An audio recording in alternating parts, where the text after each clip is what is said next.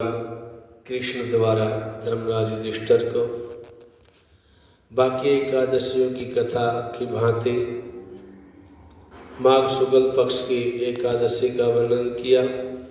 उसके बाद फाल्गुन कृष्ण पक्ष की जो एकादशी है विजया एकादशी, उसके संदर्भ में जब प्रश्न किया जो है पूछा कि भगवान इस एकादशी फाल्गुन कृष्ण पक्ष की जो एकादशी इसका नाम क्या है, इसकी महिमा क्या है और इसकी कथा क्या है, इसका वर्णन कीजिए। भगवान कृष्ण कहने लगे धर्मराज युधिष्ठिर, जो फाल्गुन कृष्ण पक्ष की एकादशी इसका नाम विजया एकादशी है। भगवान श्री राम ने जब लंका पर चढ़ाई करते समय रावण पर विजय प्राप्त की कामना की, इसी एकादशी का व्रत किया था। सभी प्रकार के दुख दूर करके सभी कार्यों में विजय और सफलता प्रदायक इस विजय एकादशी को भगवान विष्णु का पूजन करना चाहिए। जया एकादशी कथा श्रवण करने के बाद धर्मराज ने पूछा तो भगवान ने बताया कि राजेंद्र, प्राचीन कथा सुनाता हूँ मैं तुम्हें एक, इसी के संदर्भ में जो ब्रह्मा जी ने नारद जी को बताई, ध्यान पूर्वक सुनो। इस एकादशी का व्रत करने से नए पुराने और गत जन्म जन्मांतर के पापों का हरण करके प्रत्येक क्षेत्र में व्रत धारक को विजय प्राप्त होती है। रामायण के प्रसंग का वर्णन करते हुए ब्रह्मा जी ने आगे बताया कि नारद जी, त्रेता युग मर्यादा पुरुषोत्तम श्री राम जी को जब 14 वर्ष का वनवास हुआ, तब वे श्री लक्ष्मण और जानकी सहित पंचवटी में निवास करने लगे। वहां से दुष्ट रावण ने माता सीता का हरण किया। तब श्री राम तथा लक्ष्मण जी अत्यंत व्याकुल हुए और सीता जी की खोज में इधर उधर भटकने लगे।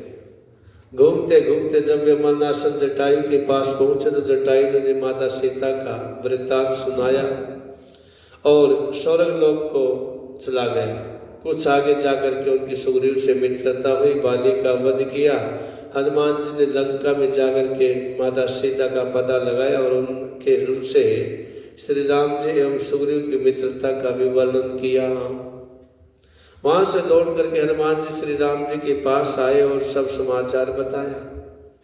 श्री राम जी ने वानर सेना सहित सुग्रीव की सम्मति से सहयोग से लंका को प्रस्थान किया। जब श्री राम जी समुद्र के किनारे पहुंचे तब उन्होंने मगरमच्छ आदि से युक्त अथाह समुद्र को देख करके लक्ष्मण से कहा कि इस समुद्र को हम किस तरह पर पार कर सकेंगे। तब लक्ष्मण जी कहने लगे, हे पुरुषोत्तम, आप सब कुछ जानते हैं, यहाँ से आधा योजन दूर कुमारी द्वीप में वक्रवालभ्य दालभ्य नाम के मुनि रहते हैं। उन्होंने अनेकों ब्रह्मा देखे हैं, आप उनके पास जाकर के इसका उपाय पूछिए। लक्ष्मण जी के कहने पर श्री राम जी जो है वक्रदालभ्य ऋषि के पास गए और उनको प्रणाम करके उनके पास बैठ गए। उन्होंने उनसे पूछा, हे राम, आपका आना कैसे हुआ। श्री राम जी कहने लगे, ऋषिवर, मैं अपनी सेना सहित यहाँ आया और राक्षसों को जीतने के लिए लंका जा रहा हूँ। आप कृपा करके समुद्र पार करने का कोई उपाय बताइए, इसीलिए मैं आपके पास आया हूँ। मैं ऋषि वक्रदालभ्य कहने लगे, हे दशरथ नंदन, फाल्गुन मास की कृष्ण पक्ष की एकादशी का व्रत करने से निश्चय ही आपकी विजय होगी। साथ ही आप समुद्र भी अवश्य पार कर लेंगे।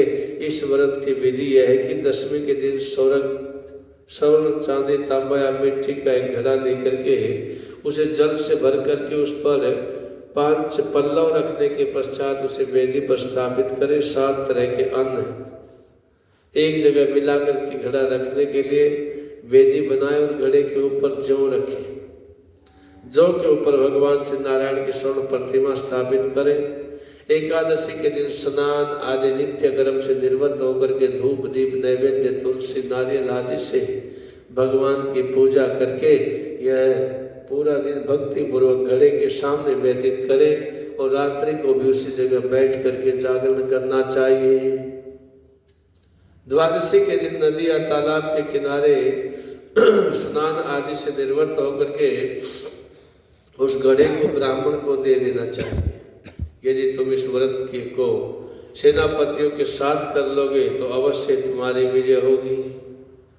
इसके पश्चात श्री राम जी ने विधि पूर्वक विजय एकादशी का व्रत किया और उसके प्रभाव से लंका के राक्षसों पर लंका पर विजय प्राप्त की और माता जानकी को सकुशल लेकर के लौट करके आए। राजन, जो मनुष्य इस व्रत को विधि पूर्वक करता है उसे दोनों लोकों में विजय प्राप्त होती है। अंत में ब्रह्मा जी ने नारद जी से कहा, पुत्र, इस व्रत को करने वाला तो सभी जगह विजय पाता ही है, जो इस व्रत के माध्यम को भी पढ़ता है अथवा सुनता है उसे भी वाजपेय यज्ञ का फल प्राप्त हो जाता है।